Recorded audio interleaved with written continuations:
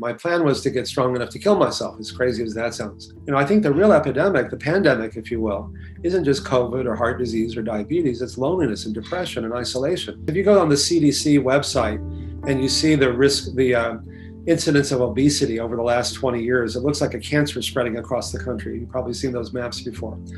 But to me, the more question goes back to what the Swami said, like, what is the cause? And what is the cause of that? And what is the cause of that? There's this causal chain of events that usually leads to anything. And the farther back in that chain of events we can go, the more powerful the healing can be. Hi everyone, this is Jenna Matecki from Plant-Based News.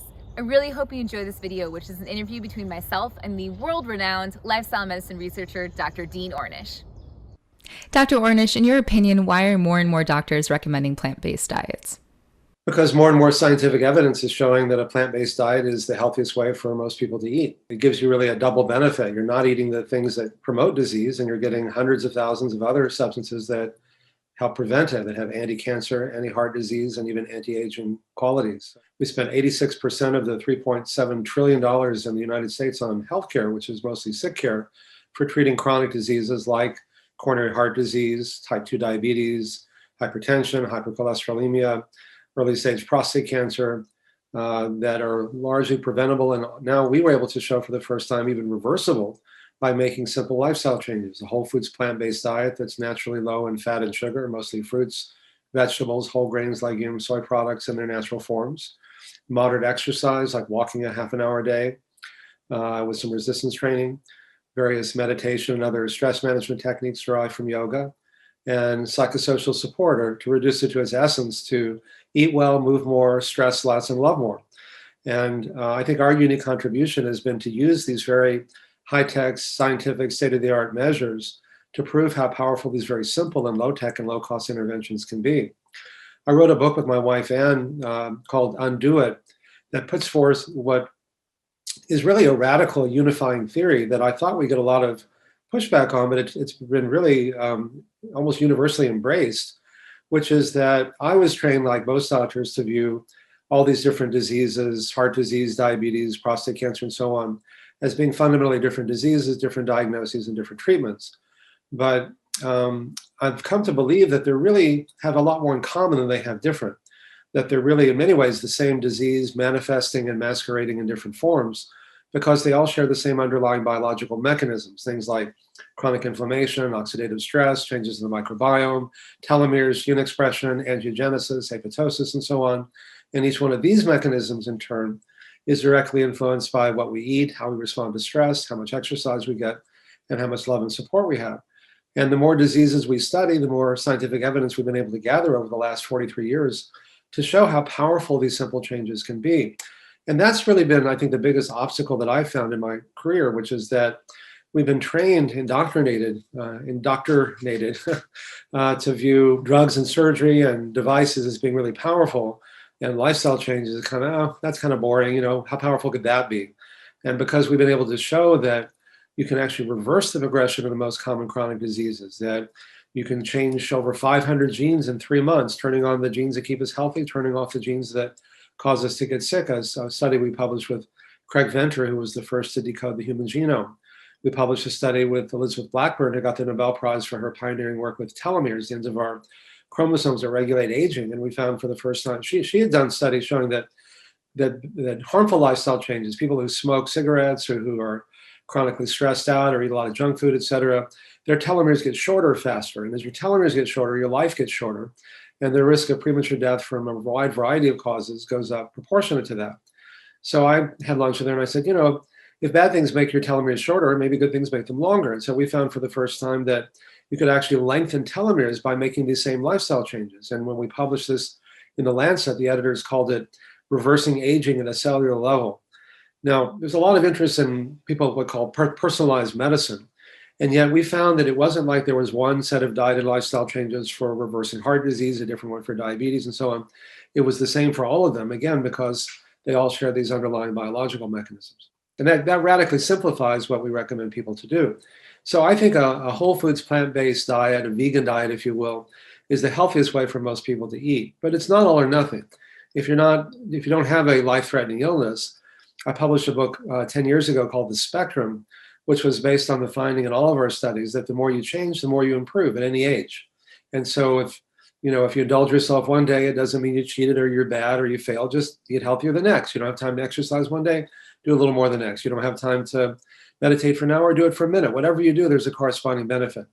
Now, if you're trying to reverse a life-threatening condition, that's hard. That's the pound of cure as opposed to the ounce of prevention. And the reason we were the first to prove in randomized trials that you could reverse so many chronic diseases is that most people didn't go far enough. It takes a lot to reverse a chronic disease. But if you're willing to do it, then in most cases, people can get better to the degree they make these changes. Who first inspired you to become plant-based, and what did they say that really made you consider it? When I was 19, I got suicidally depressed. I felt like I was stupid, that I didn't know anything, that I was worthless, that I didn't deserve to live. The kind of 19-year-old existential angst of, who cares, why bother, nothing matters, so what, big deal, all those kinds of things were really to the nth degree. And I really came about as close as you can to doing yourself in but then I got so run down, I stayed up for a week straight. I couldn't even read a headline in a newspaper and tell you a minute later what it said. I was just a total wreck. And I got so run down that I got this really severe case of infectious mononucleosis and didn't even have the energy to get out of bed. And meanwhile, my parents heard what a wreck I was, came and saw what a wreck I was, and took me home to Dallas to recuperate, where I grew up. And my plan was to get strong enough to kill myself, as crazy as that sounds. Meanwhile, my older sister, this was in 1972, had been studying with an ecumenical spiritual teacher named Swami Satchidananda, who was brought over to the US in 1966 by the artist Peter Max. And if you ever saw the film Woodstock, he opened Woodstock, just to put it in context. And he came in and he gave a lecture in our living room, and he started off by saying, nothing can bring you lasting happiness, which I'd already figured out, which is part of the reason why I got so depressed, because I thought, well, what if I do all the things that our culture tells us will bring lasting happiness? What if I get rich and famous and marry a beautiful woman and have great, whatever? And I knew that it'd be great for a little while, but it wouldn't be lasting. So it's like, I really felt like I was never going to amount to anything, but even if I did, it wouldn't matter anyway. So what's the point, right? So and dead people look like they're peaceful, and I couldn't even sit still. So why don't I just do myself in, So, but it was very validating to hear him say nothing can bring lasting happiness, because everyone else that I've been talking to at the time said, oh, no, just, become a doctor or get married or whatever, then you'll be happy. And I knew that wasn't true. So it felt very validating. But then I immediately thought, well, gosh, I'm about to do myself in and he's glowing. What am I missing here? And he went on to say what probably sounds to many people like a new age cliche, but it really turned my life around, which is that nothing can bring us lasting happiness, but we don't need anything to bring us lasting happiness. We already have that. And, not being mindful of that our nature is to be peaceful and happy and healthy until we disturb it.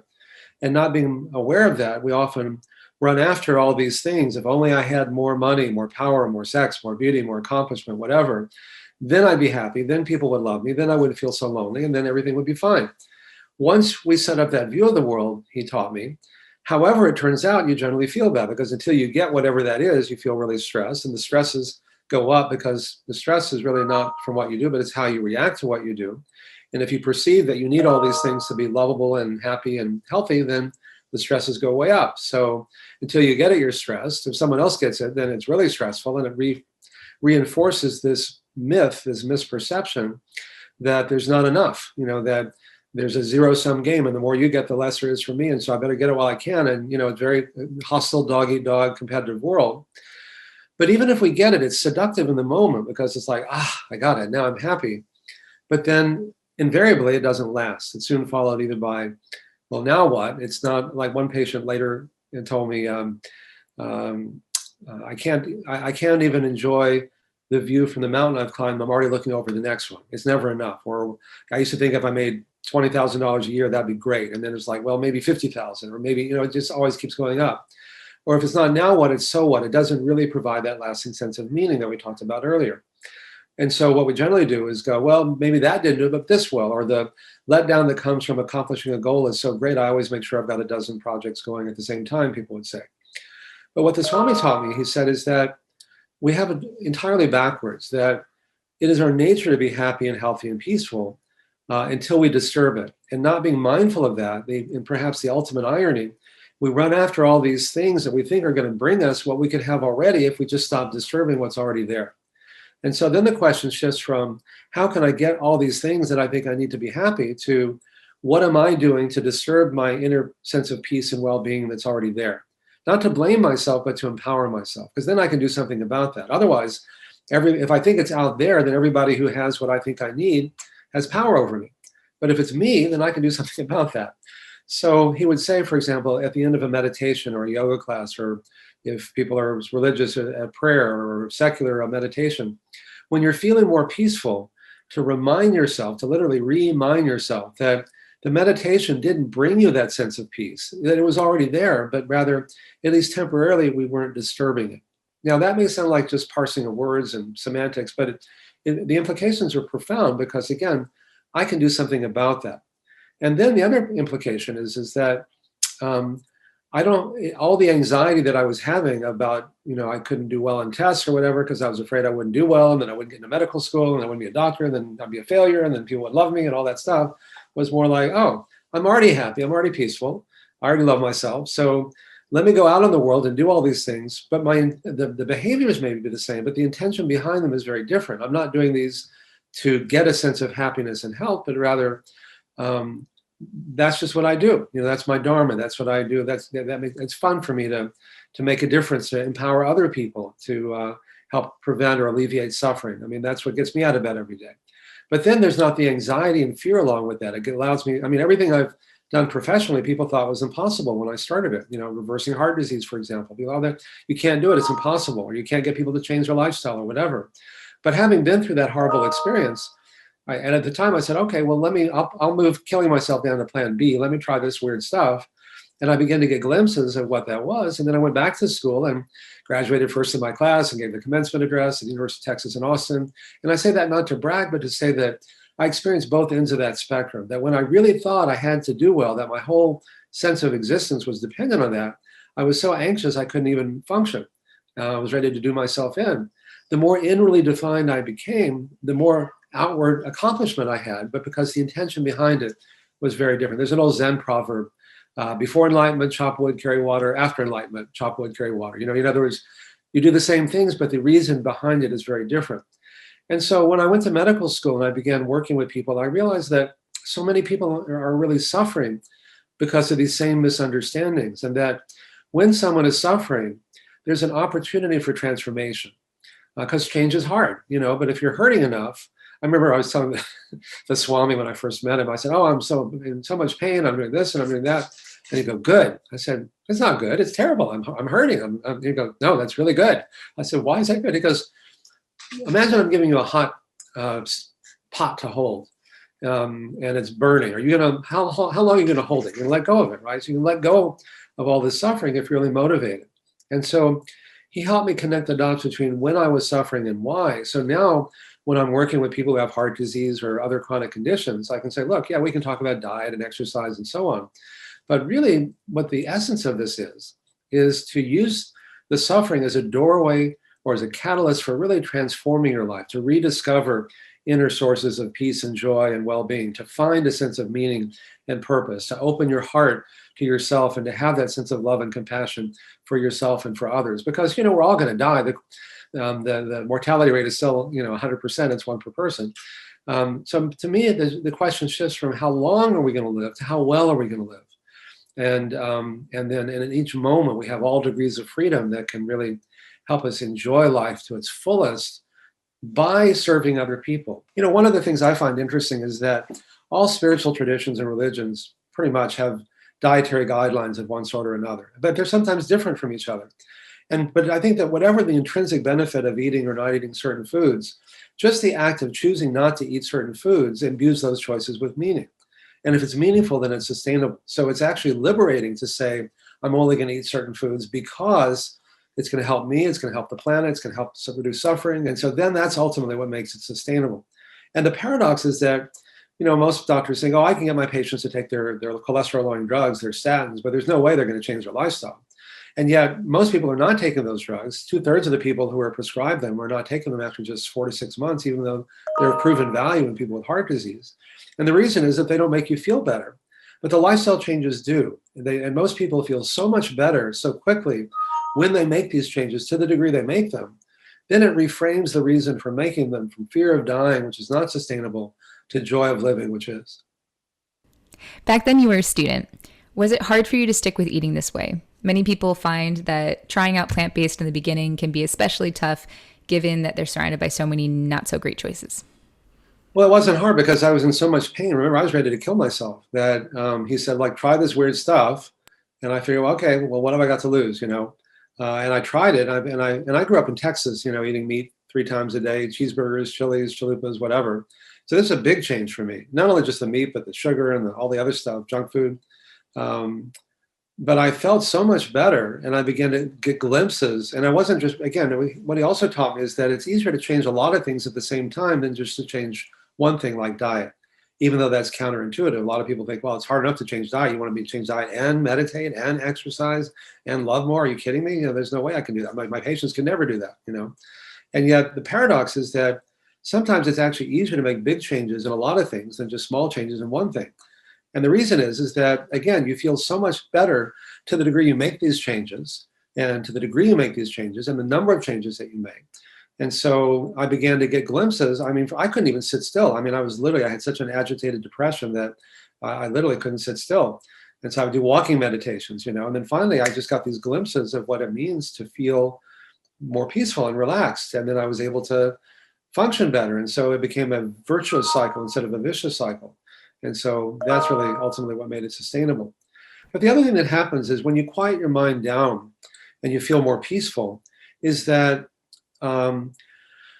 you realize that you can tune into that peaceful state even in the midst of the busiest activity. So even when I'm out there doing whatever, I can, most of the time, stay in that peaceful place. Not always, but more often than not, stay in that peaceful place to remind myself, or if I forget, I can get back to it. But the other thing that happens is that you get more in touch with your inner wisdom, your inner teacher, your inner Swami, your inner guru, your inner whatever, your inner God. That little voice that speaks very clearly but very quietly. It's the one that would wake me up at 3 a.m. and say, hey, Dean, listen up, pay attention. You're not doing something that's in your best interest, or you're missing something that's really important here. And so I would realize that I could actually access that voice intentionally. So at the end of a meditation, I've gotten in the habit of asking for that voice to say hello, just so I can recognize it. And then I'll say, what am I not paying attention to that I need to pay attention to? And then just listen. And it will tell me. We're in the middle of now doing the first randomized trial to see if these same lifestyle changes can reverse the progression of early stage Alzheimer's disease. My mom died of Alzheimer's, and all of her family, her siblings did, and I've got one of the genes for them. So, and I think we're at a place with Alzheimer's very reminiscent of where we were with heart disease 43 years ago. In other words, the same biological mechanisms affect Alzheimer's that affect all these other diseases, this unifying theory we talked about. Less intensive lifestyle interventions back then could slow the rate at which heart disease got worse. We found a more intensive one could actually reverse it. Instead of getting worse and worse, people get better and better. And the same for Alzheimer's, that less intensive interventions, the finger study, the mind study, what's now going to be replicated as the pointer study, that less intensive diet and lifestyle interventions could slow the rate at which people got worse. Our hypothesis is that a more intensive intervention can maybe stop and reverse it. And that's, I think, even more important with Alzheimer's than any other diseases we've studied, because at least with heart disease and diabetes, there are medications or surgical procedures that have some benefit. But nothing works with Alzheimer's. At best, you can slow the rate at which you get worse, and that's about it. There have been no new drugs approved in 17 years. They spent $15 billion on over 400 drug trials, and they've all failed. And yet, I think that there's a good chance we might be able to show that these same lifestyle changes may stop or reverse the progression of early stage Alzheimer's. We're in the middle of the study now, so I can't really talk about it more than that, but I'm cautiously optimistic. But that idea came from listening to that inner voice and said, try this, this will work. And so then I kind of go in the literature and read about it, reverse engineer it, and see, okay, what can we design to see if this is true or not? So that little voice is very wise, and we all have that. And I've learned to trust that. And the other thing that happens is when you quiet down your mind and body enough, you get what the Swami would call a double vision, that on one level we're separate, you're you and I'm me, and we can enjoy having this dialogue. But on another level, we're not. We're really all interconnected in ways that are somewhat ineffable, hard to describe, that limitless, really. Even to describe it is to limit what's really a limitless experience. He would use the analogy of going into a theater, which unfortunately we're not doing these days because of COVID, but with an old style movie projector, you have the light that goes through the film, and then it projects all these dramas and names and forms on the screen, which you can only really enjoy if you don't forget that you're watching a movie and that the light behind it is really the same for all these different characters. And so it can actually give you that direct experience. And I've come to believe that anything that brings us together is really healing, and having that direct experience of interconnectedness is also a powerful healing thing. So, these are just kind of in a basket of stress management techniques, but there's so much more than that. They're really actually powerful tools for transformation. But just to circle back to the point I was making earlier, that for me, what I really love is to be able to help people use the experience of suffering as a doorway for transforming their lives. Yes, they get better physically in many cases, but again, what's the point of getting better if you're just going to be, telling somebody who's lonely and depressed that they're going to live longer is not motivating. They're saying, look, you don't get it. I'm just trying to get through the day, and so we need to work at a deeper level. And then when we do that, we find that people are much more likely to make lifestyle choices that are life enhancing than ones that are self-destructive. Hey everyone, I really hope you're enjoying this interview. If you are, you're definitely going to get something out of a free Premier Summit linked below. The summit features Dr. Ornish as well as 24 different experts in the fields of lifestyle medicine and conscious living. Before we get back to the interview, there's going to be a quick trailer about this premier amazing event. And again, if you hit the link in the video description, you will get free access. Enjoy. The global pandemic has changed our world forever. Millions of lives have been lost, and tragically, it's not over yet. And here's something that's really kind of important. Some of the biggest COVID-19 risk factors are what's called comorbidities. These include obesity, cardiovascular disease, type 2 diabetes, and other chronic illnesses. And the good news here is that whether or not you ever get COVID-19, the food you eat and the choices you make today have the power to shape your destiny and your health for the rest of your life. Right now, it's more important than ever to clean up your diet, to eat the foods that support your immune system. Scientific studies show us that eating the right foods can help you prevent and even reverse cancer, type 2 diabetes, autoimmune conditions, obesity, can help prevent Alzheimer's. And these foods really are your number one way to strengthen your heart, your brain, your microbiome, and your immune system. They can help you to have lasting energy, more satisfying sleep, and to set you up for a long, happy life. I'm Ocean Robbins, host of the Food Revolution Summit, and I want you to know the truth about your food. That's why my dad and colleague, 2 million copy best-selling author John Robbins and I have teamed up with 24 of the world's most brilliant, revolutionary experts to bring you this year's biggest breakthroughs in food and health.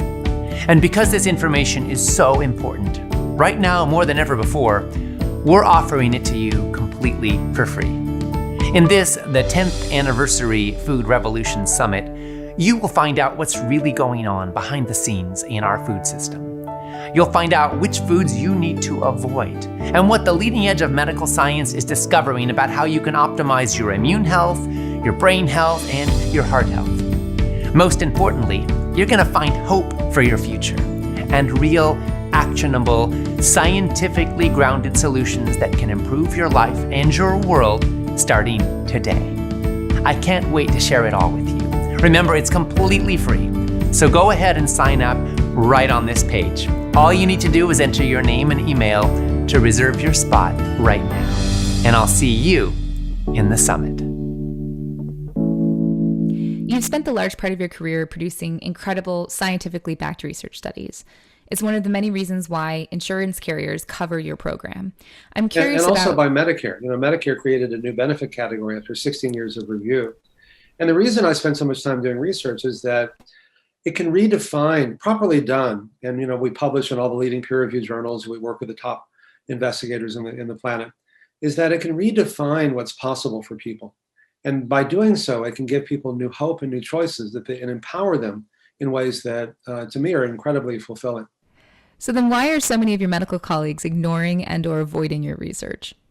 Well, I'm on the nutrition subcommittee of the American College of Cardiology, and we published a paper in the leading cardiology journal called the Journal of the American College of Cardiology about a year and a half ago. And we surveyed how much nutrition training does the average doctor get in 4 years of medical school. And it turns out it's about 4 hours a year, which is nothing. And even that is really about, vitamin C and scurvy and things like that. Then we asked how much nutrition training does the average cardiologist get in 4 years of fellowship? And it turns out it's zero, So we're trained to use drugs in surgery. We're reimbursed to use drugs in surgery. So we use drugs in surgery. Abraham Maslow's famous quote, if the only tool you have is a hammer, you see everything as a nail. And so that's why I spent 16 years to work with CMS to get Medicare coverage. And now many of the Aetna and other major insurance companies, Blue Cross Blue Shield and others, are covering our program for reversing heart disease. Because if you change reimbursement, you change medical practice and even medical education. And that is changing. And now, things are really coming around. And there's a convergence of forces that I think finally many people are realizing make this the right idea at the right time. Because on the one hand, the limitations of drugs and surgery are becoming increasingly well documented. In the case of heart disease, there are now multiple, or at least 8 randomized trials showing that in patients with stable heart disease, that stents and angioplasties don't prolong life, don't prevent heart attacks, don't reduce angina, don't really work. And we spend, tens of billions of dollars on these procedures that are dangerous, invasive, expensive, and largely ineffective. And yet we've shown that simple lifestyle changes can actually reverse the progression of disease at a fraction of the cost, and the only side effects are good ones. The same with type 2 diabetes. Getting your blood sugar down with drugs doesn't prevent the horrible complications of type 2 diabetes nearly as well as getting it down with lifestyle, amputations and heart attacks and strokes and blindness and impotence and so on. In the case of early stage prostate cancer, maybe 1 out of 50 men who has surgery or radiation for prostate cancer lives longer because of it. But the other 49 often get maimed in the most personal ways because they're often either impotent or incontinent or both for no real benefit at huge economic and huge personal costs. We did the first randomized trial with the chairs of urology at UCSF and at Memorial Sloan Kettering Cancer Center, showing that these same lifestyle changes can slow, stop, and often even reverse the progression of early stage prostate cancer. And with Alzheimer's, as I mentioned, there are no treatments that really work. So if we can show, and it's still a big if, but if we show that we can stop or reverse the progression of Alzheimer's, that'll give millions of people new hope and new choices in the area that people are more afraid of than any other, because when you lose your memories, you lose everything. Let's talk a little bit about the decision-making psychology behind your healthy eating spectrum. The less desirable choices in the spectrum are animal products. You've shown in your research again and again that ideally we shouldn't be eating any of these. Why even include them at all? What is the master plan decision-making psychology behind that? Well, the spectrum includes all foods. That's why. The spectrum was the idea that having seen it all, when I started doing these studies, I thought that the younger people who had less severe disease, heart disease, for example, would do better, and I was wrong. One of the things we learned was that it wasn't how old they were or how sick they were. The more you change your lifestyle, the more you improve at any age. That's a very empowering realization. And so it's, again, if you're trying to reverse a life-threatening disease, it really is all or nothing. But for most people, it's, the more you change, the more you improve. And I chaired Google Health with Marissa Meyer 12 years ago. And we were trying to come up with, all these, elaborate ways of personalizing lifestyle recommendations. And I thought, we're making this so complicated. Marissa designed the Google logo, with these beautiful, clean, white background and so on. I said, let's make this radically simple for people. And I've learned also that even more than being healthy, people want to feel free and in control. And as soon as I tell somebody, eat this, don't eat that, do this, don't do that, they immediately want to do the opposite. It goes back to the first dietary intervention, when God said, don't eat the apple, and that didn't go so well, and that was God talking, and apples are good for you. So, and even the language of behavioral change often has this very moralistic, sometimes fascist, quality, like I cheated on my diet. Once you call foods good or bad, it's a small step. I'm a bad person because I ate bad food, and well, might as well finish the rest of the ice cream, the pint of ice cream or the cheeseburger at that point. So what I did with the spectrum was to say, for most people, you decide what you want to do. What are your goals? Like let's say you came to see me and you'd say, I'd say, Jenna, what do you want to do?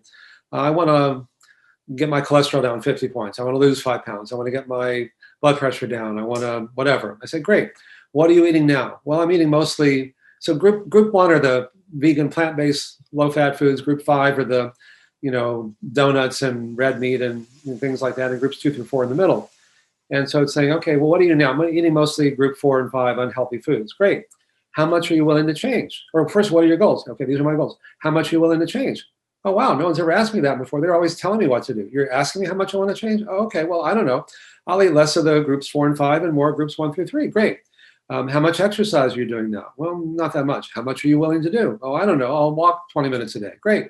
How much meditation and yoga are you doing? 0. How much are you willing to do? I'll meditate 10 minutes a day. Great. How much love and support do you have in your life? Not enough, but I'll spend more time with my friends and family. Cool. So we track it, we measure it. A month later, let's say you wanted to get your cholesterol down 50 points, it's come down 30.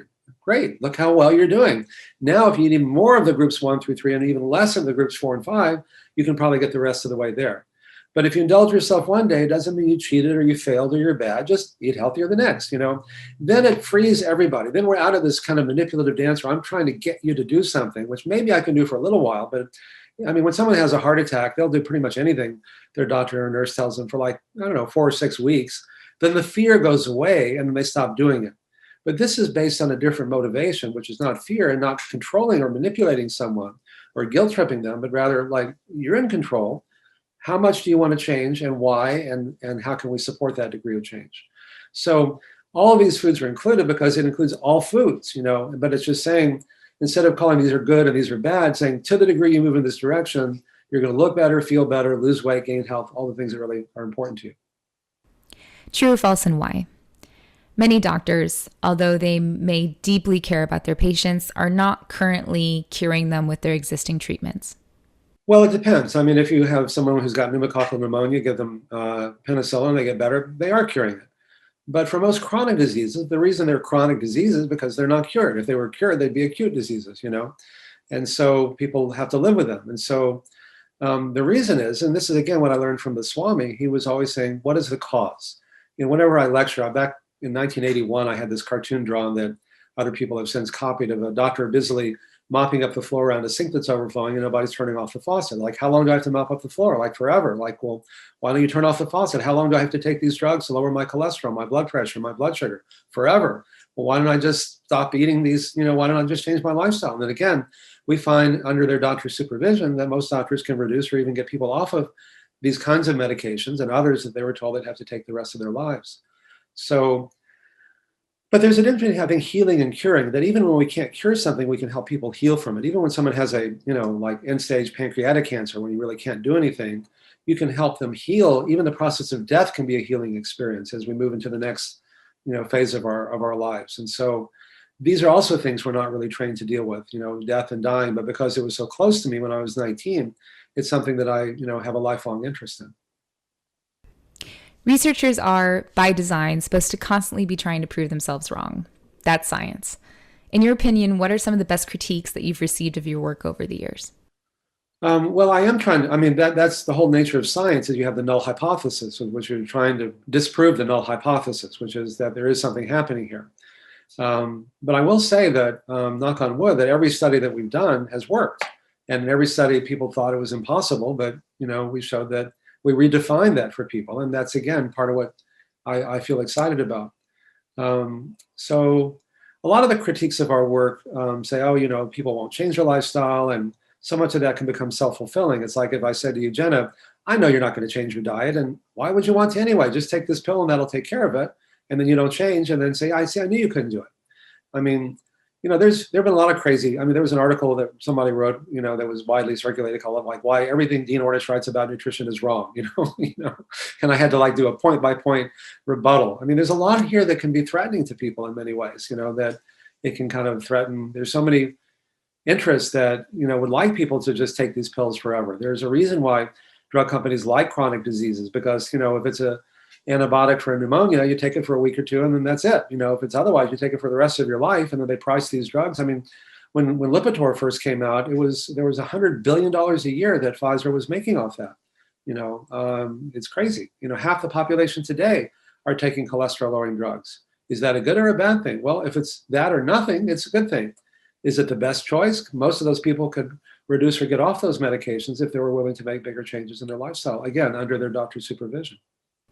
You've done so many of these interviews that I'd like to try something. I would like to say a few words and then ask you to share the first thing that comes to your mind as I say those words. Are you ready? Gosh, can you be my therapist? First, nature versus nurture. Both.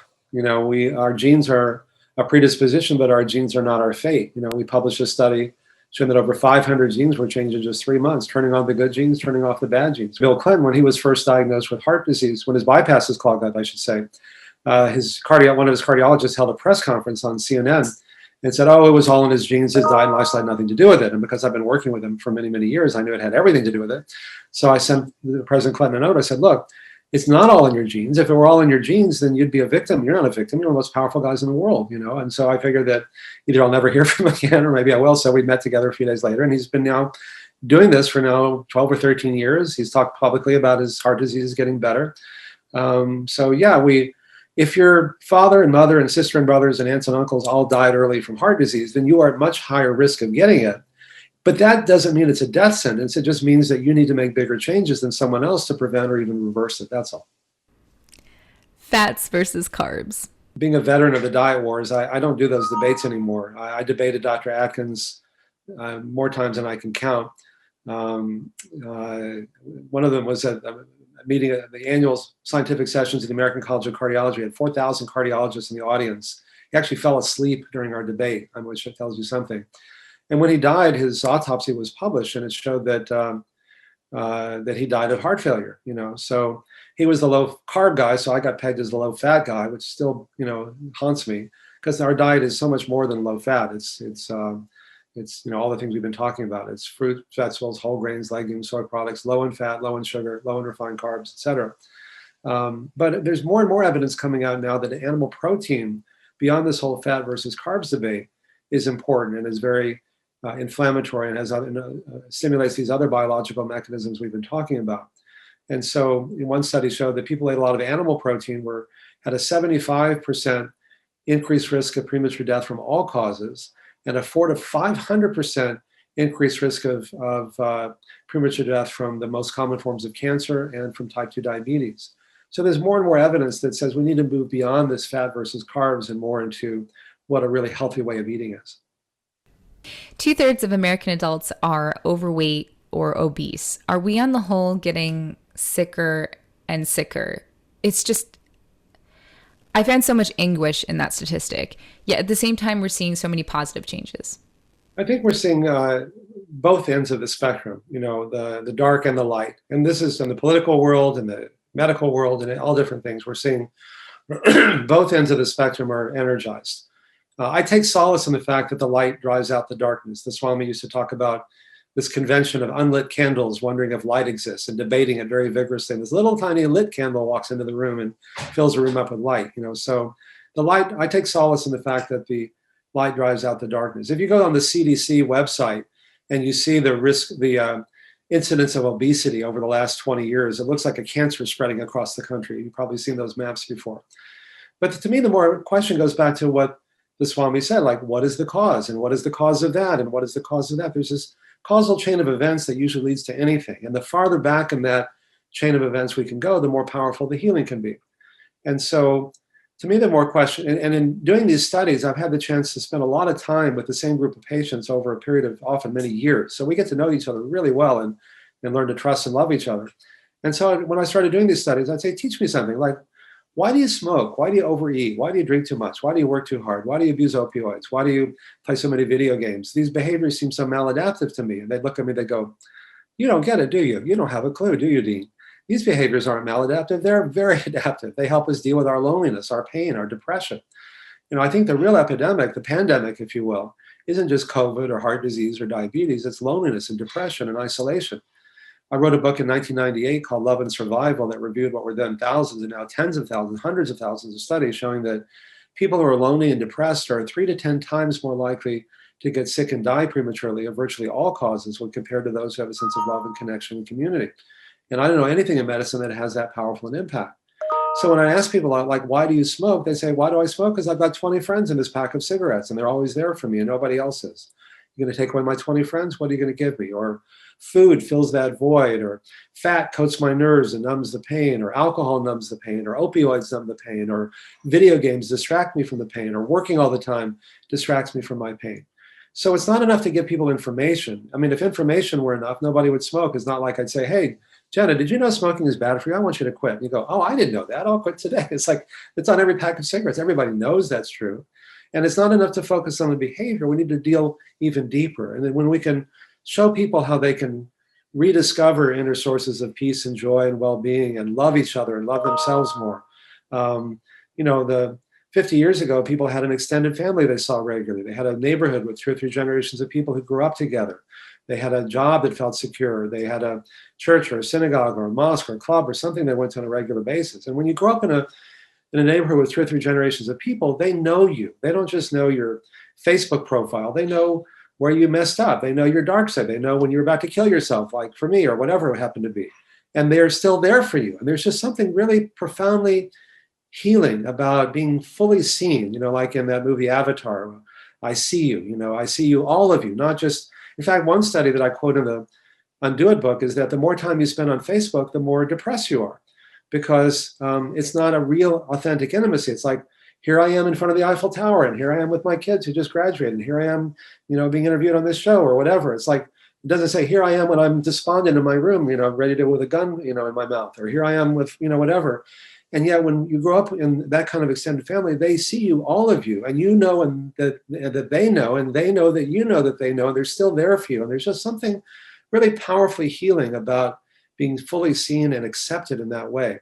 And so our support groups are not just helping people stay on the diet in our studies, they're creating a safe environment where people can let down their emotional defenses and really connect authentically and deeply. So someone in our Alzheimer's study could say, when I was diagnosed with Alzheimer's, they told me I was only going to get worse. They said, they didn't even look at me. They looked at my wife. They said, put him in the corner, put him in front of the TV. If there's anything you want to do it now, because he's only going to get worse. And so they just start to spiral downwards. It's a profoundly isolating experience.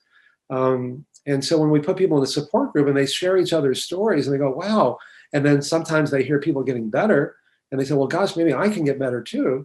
Then it really transforms things for people. By the way, we're still recruiting patients. So if anyone's watching this, go to ornish.com, and there's a link to our study if you're interested in volunteering. Everything is offered for free to the patients and their spouse or caregivers. Last question. You state in your book, Undo It, that your health is determined by how well you live. In your opinion, why is this not more common sense? I think it is common sense, but common sense has become kind of radical these days, Explain. Well, I mean, most people would say, yeah, of course our lifestyle affects our health. I mean, duh. But the question is, why aren't we learning more about that in our lives, in our school? And why aren't our doctors learning more about this as part of our training? And I think, again, we're at an inflection point. I think that, when the Chinese, translation of crisis is opportunity. And when someone has a heart attack, they're open to change. When the whole system is having a heart attack, if you will, it's just not sustainable. We spent $3.7 trillion last year on healthcare, and yet our overall health is like, number 50 in the country, in the world, So we're not getting a lot of return on our investment. And so I think that on the one hand, as the limitations of drugs and surgery become clear, and again, I'm well trained in using drugs and surgery. I'm a Harvard-trained internist. We've all benefited from drugs and surgery. They can be life-saving when they're used appropriately. But we also need to address the more fundamental causes. And when we can do that, we often find that the need for drugs and surgery is often greatly reduced, and that we can accomplish, the same kinds of benefits at a fraction of the costs. And again, the only side effects are good ones. So things are changing. Would I like them to change faster? I think medicine is inherently conservative, which in some ways works to an advantage. You don't want to go along with every fad that comes along. And these studies are really hard. Most of these randomized trials are really hard to do. You have to raise the money for them. It's hard to raise money for things that people think are impossible. It's a catch-22. You can't prove it's possible without the funding, but they don't want to fund it if they don't think it's not possible. So we generally just get started doing it and then hope the universe will provide the funding, and then that's always come to pass. Things I would never have done had I not gotten so depressed when I was in college. And it's like, well, what's the worst that can happen? Well, it'll fail. We'll learn something. But knock on wood, everything we've done has been successful. Would you like to maximize your odds of having a healthy heart? Even this year, even in the midst of a pandemic, heart disease is the #1 killer on our planet. But I've got some good news for you. You see, hundreds of studies show us that you can prevent, maybe even reverse heart disease with simple changes to your diet and lifestyle. With the Heart Healthy Superfoods Guidebook, you'll find out what the studies actually tell us about the foods that are good for your heart.